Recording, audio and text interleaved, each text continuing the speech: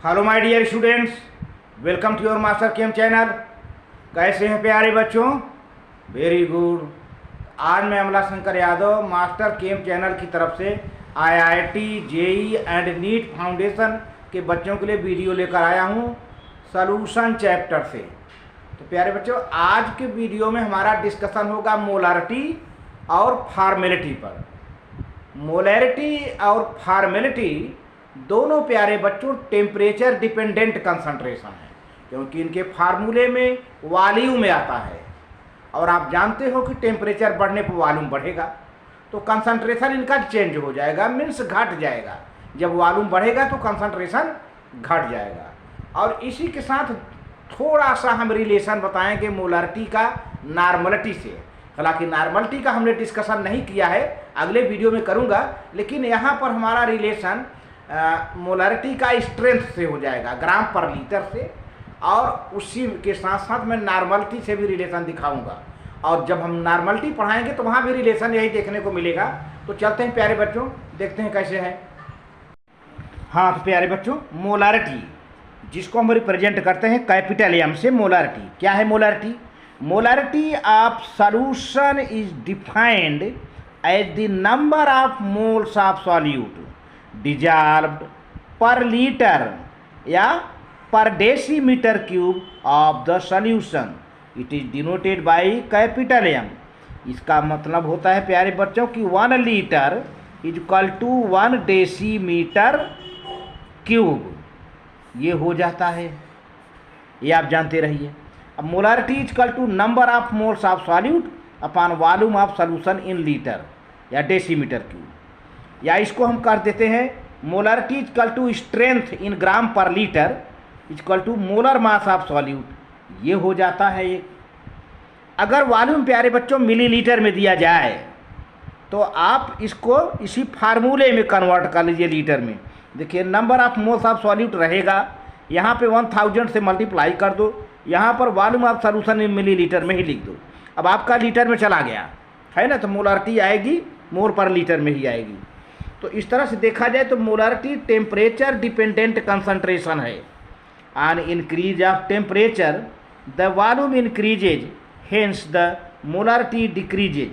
Molarity is the most convenient way to express the concentration of the solution. प्यारे बच्चों, molarity सबसे convenient सुविधाजनक concentration है किसी भी सॉल्यूशन का कंसंट्रेशन मोलारिटी में रिप्रेजेंट करने का।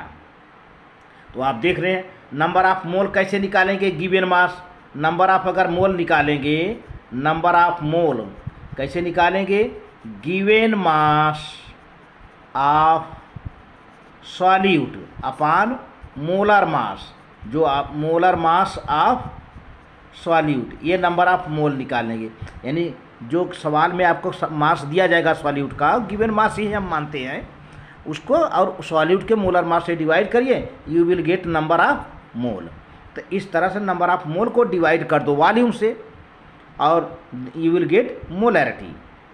और अगर वैसे आप स्ट्रेंथ निकाल लिए हैं तो ग्राम per litre strength molar mass of solute से डिवाइड कर दीजिए, आपको मोलारिटी मिल जाएगी। और भी रिलेशंस हैं प्यारे बच्चों। अब जैसे देखिए स्ट्रेंथ हमने बताया था, strength gram per litre, molarity equal to molarity into molar mass of solute. फिर से strength in gram per litre equal to molarity into molar mass of solute. अगर ये फार्मूला है तो इससे हमें क्या है, अगर स्ट्रेंथ पता है तो आप मोलारिटी इनटू मोलर मास कर दो, मोलर मास पता ही हो जाएगा और आप मोलारिटी निकाल लोगे।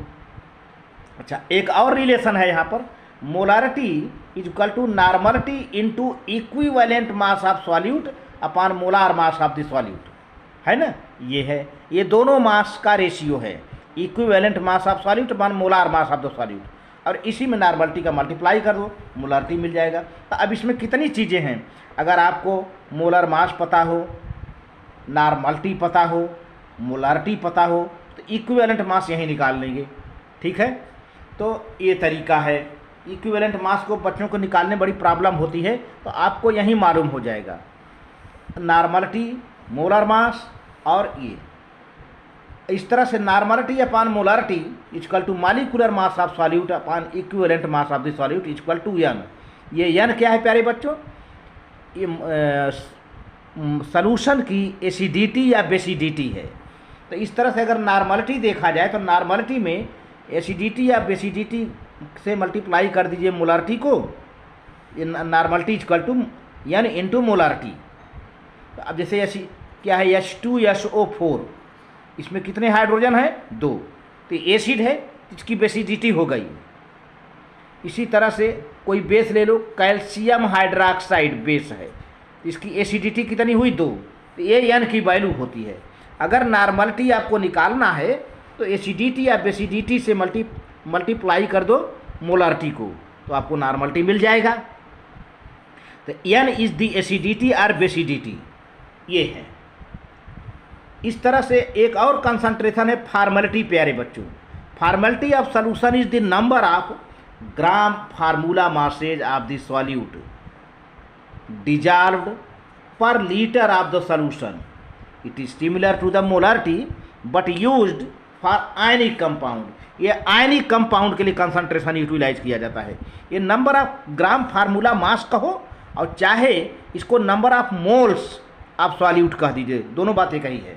तो formality equal to number of gram formula masses of the solute upon volume of solution in litre, ये है।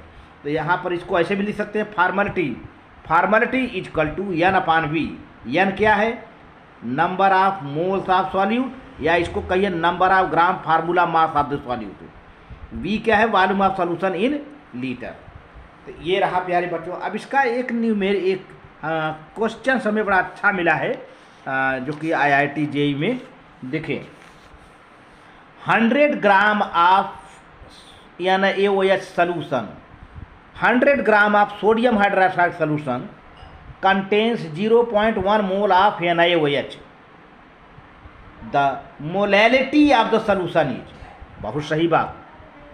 अब यहाँ पर देखिए number of mole of NaOH दिया है, लेकिन जो 100 ग्राम ऑफ NaOH सॉल्यूशन है वो NaOH सॉल्यूशन का है, NaOH का नहीं है, NaOH सॉल्यूशन का है। और सॉल्यूशन कैसे बनता है प्यारे बच्चों? Solute plus solvent. तो आप ऐसा करो कि पहले सोडियम हाइड्रोक्साइड सॉल्यूट है उसका मास निकाल लो। तो देखिए क्या है आपका आंसर, वैसे डी सही है।